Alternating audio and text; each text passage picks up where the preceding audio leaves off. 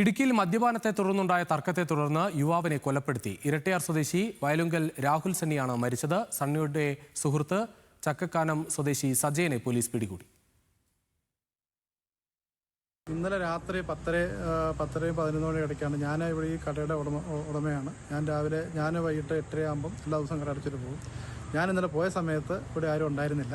അതിനുശേഷമാണ് എൻ്റെ 10:10 വരുന്നതോടുകൂടിയാണ് പോയ സംഭവം ഇവിടെ നടക്കുന്നത്. കാരണം മദ്യം ഇവിടെ ഇരുന്ന് വികാരം വാങ്ങിച്ച് താഴെ കൊണ്ടിരുന്ന് കഴിക്കുന്നത് കാണാറുള്ളത്. പോലീസ് വന്ന് ബോഡി വരുമ്പം ജീവനുണ്ടായിരുന്നെന്നാണ് അറിയുന്നത്. കട്ടപ്പന മിഷൻ കൊണ്ടുപോയി അവിടെ വെച്ചാണ് സംഭവം നടക്കുന്നതാണ് അറിയാൻ.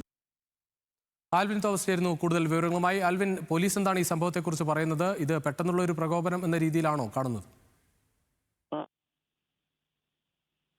സണ്ണിയും അതോടൊപ്പം തന്നെ ഈ കൊലപ്പെടുത്തിയെന്ന് പറയുന്ന സജയനും രണ്ടുപേരും സുഹൃത്തുക്കളാണ്. ഇവർ തമ്മിൽ സ്ഥിരമായി മദ്യപിക്കാറുണ്ട് എന്നുള്ളതാണ് പോലീസ് നൽകുന്ന വിവരം. ഇന്നലെ രാത്രി ഏതാണ്ട് 11 മണിയോട് കൂടിയാണ് ഇവർ ഇരട്ടയാർ ടൗണിന് സമീപം പഴയ പഞ്ചായത്ത് ഓഫീസ് കെട്ടിടത്തിന് തൊട്ട് എതിർവശത്തായുള്ള ഒരു കടമുറിക്ക് മുമ്പിലാണ് ഇരുവരും ഇരുന്ന് മദ്യപിക്കുകയുണ്ടായത്. പിന്നീട് അവിടെ വെച്ച് വാക്കുതർക്കം ഉണ്ടാവുകയാണ്. ആ വാക്കുതർക്കത്തെ തുടർന്നാണ് ഇരുവരും അങ്ങോട്ടും ഇങ്ങോട്ടും വലിയ തോതിൽ മർദ്ദനമുണ്ടായെന്നാണ് നമുക്ക് നാട്ടുകാരിൽ ലഭിക്കുന്ന വിവരം. തുടർന്ന് ഈ സണ്ണിയെ സജയൻ കൈകൊണ്ട് അതിക്രൂരമായി മർദ്ദിക്കുന്ന സാഹചര്യമാണ് ഉണ്ടായതെന്നുള്ളതാണ്. അത് കണ്ടപ്പോൾ പെട്ടെന്ന് പോലീസിൽ നാട്ടുകാർ വിവരം അറിയിക്കുകയും ചെയ്തു. പക്ഷേ ഇതിനിടയിൽ ഒരു തുണി കഴുത്തിന് കുരുക്കി വഴിയിലൂടെ വലിച്ചഴച്ചു ഈ സണ്ണിയെ എന്നാണ് നാട്ടുകാർ നമുക്ക് നൽകുന്ന വിവരം. പോലീസിനും നാട്ടുകാർ അത്തരത്തിലാണ് വിവരം നൽകിയത്.